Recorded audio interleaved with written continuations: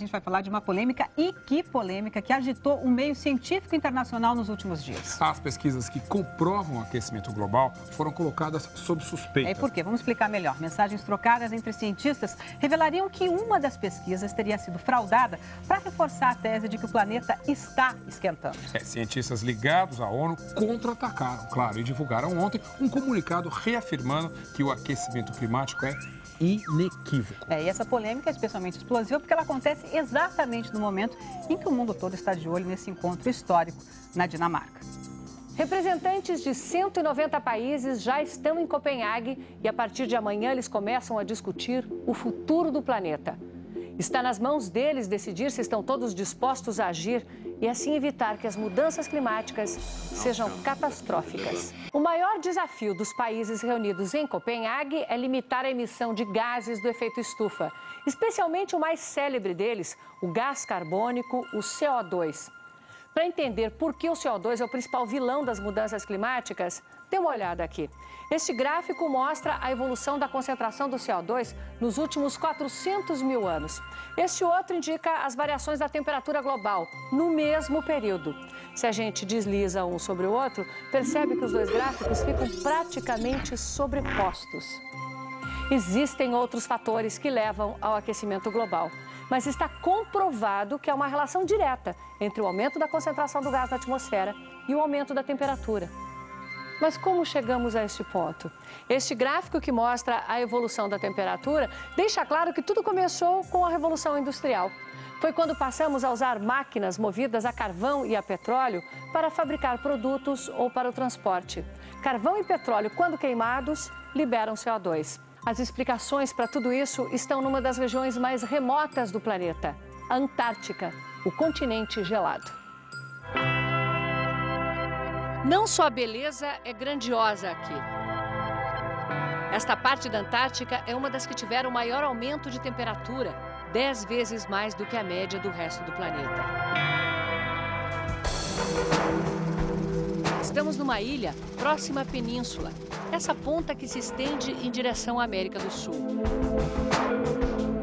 Mesmo depois de um inverno muito forte e longo, com neve ainda cobrindo boa parte da estação de pesquisa do Brasil, o ritmo de degelo é assustador. A Antártica perde, por ano, 190 quilômetros cúbicos de gelo, mais de 6 lagos de Itaipu derramados no mar a cada ano.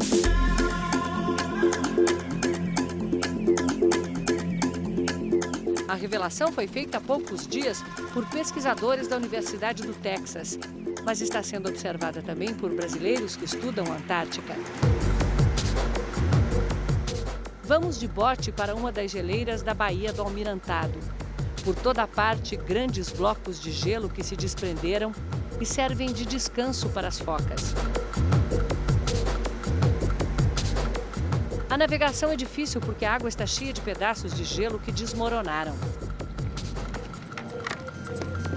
O professor Edson Rodrigues, que há 17 anos faz pesquisa aqui, explica que o choque do ar mais quente da primavera com o gelo provoca rajadas de vento muito perigosas quando temos uma demonstração da natureza. Como o ar, as correntes marinhas também são movimentadas pelo choque de temperatura. As baixas temperaturas da Antártica e o congelamento da superfície do mar, na realidade, faz com que as camadas de água abaixo do gelo se tornem mais densas. Essa água acaba afundando e circulando em direção ao Pacífico, ao Atlântico, ao Índico, né? São massas de águas frias e que ajudam a controlar a temperatura do planeta.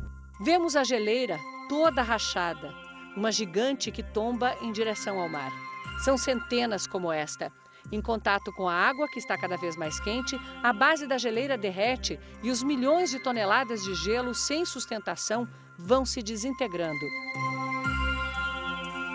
Aqui estão estocados, em forma de gelo, 2/3 da água doce do planeta, cobrindo uma área maior do que o Brasil, um lençol branco que em alguns pontos tem mais de 3.000 metros de profundidade.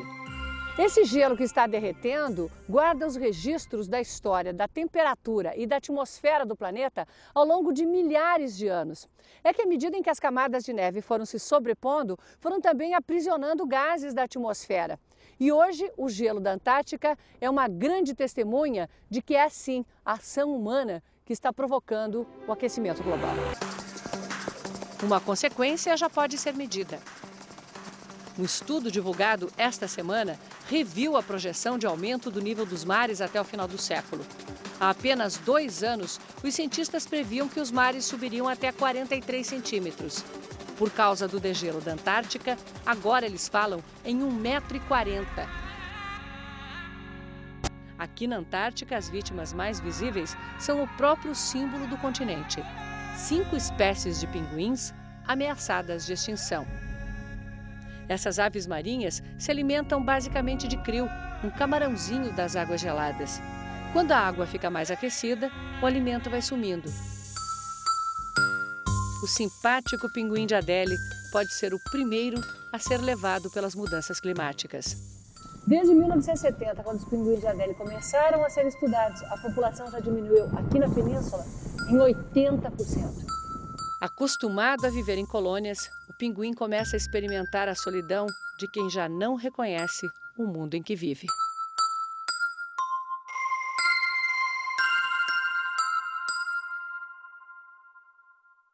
E agora?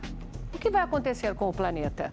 Os cientistas afirmam que, se conseguirmos baixar drasticamente as emissões, devemos chegar ao final do século com um aumento de temperatura de cerca de 2 graus. Parece pouco, mas isso pode provocar mudanças climáticas dramáticas. Mais furacões, enchentes, secas, situações de frio extremo, calor extremo, aumento do nível do mar.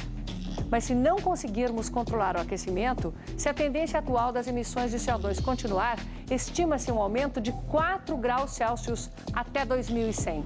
Um mundo completamente diferente do que conhecemos. A definição de como será esse mundo começa amanhã, em Copenhague.